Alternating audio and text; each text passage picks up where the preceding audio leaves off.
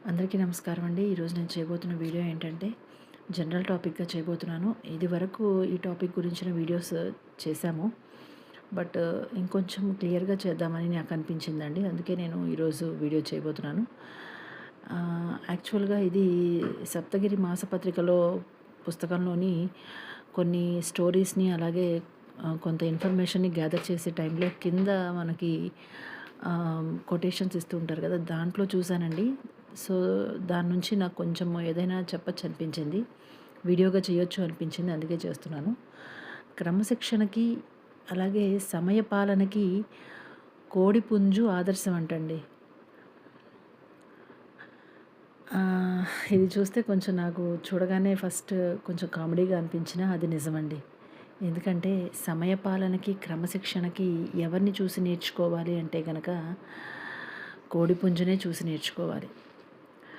అదేంటండి క్రమశిక్షణకి చీమల్ని చూసి నేర్చుకోమంటారు కదా! చీమలు వాటి లైన్ ఫార్మేషను అదంతా బావుంటుంది. సో, అంటే అవి లైన్‌లో చాలా డిసిప్లిన్‌గా వెళ్తూ ఉంటాయి. సో, ఆ డిసిప్లిన్ చూసి వాటిని చూసి నేర్చుకోమని కొటేషన్స్ చూస్తూ ఉంటాం కదా! అని అంటారేమో. కానీ అండి మనం ఇందులో ఓన్లీ డిసిప్లిన్‌ని అలాగే ఆహ్, స్ ఆహ్, టైమ్ సెన్స్‌ని మాత్రమే కాకుండా మనం ఇంకా చూడాల్సిందేంటంటే ఎప్పుడైనా సరే కాన్షియస్‌గా అంటే ఆహ్, ఎలా ఉండాలి కాన్షియస్‌గా అనేది మనము ఈ యొక్క కోడిపుంజుని చూసి నేర్చుకోవచ్చండి. ఎందుకంటే జనరల్‌గా మన పెద్దలు అంటూ ఉంటారు. "అరే! వాడిని చూడరా కోడి నిద్రపోతున్నాడు" అని. అంటే కొంచెం కన్ను మూసి, కొంచెం కన్ను తెరిచి నిద్రపోతూ ఉంటారు అలాంటి పిల్లలు లేకపోతే అలా నిద్రపోయేవాళ్ళు.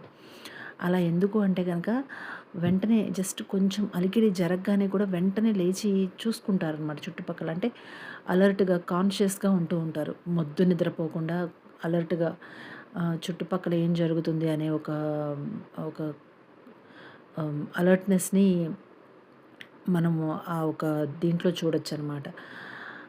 ఆ ఒక పేరులో మనం చూడొచ్చనమాట. అందుకని ఎప్పుడైనా గానీ టైమ్ సెన్స్ అనేది ఒక్క క్షణం వెళ్ళిపోయినా కూడా మనకి తిరిగి రాదండి.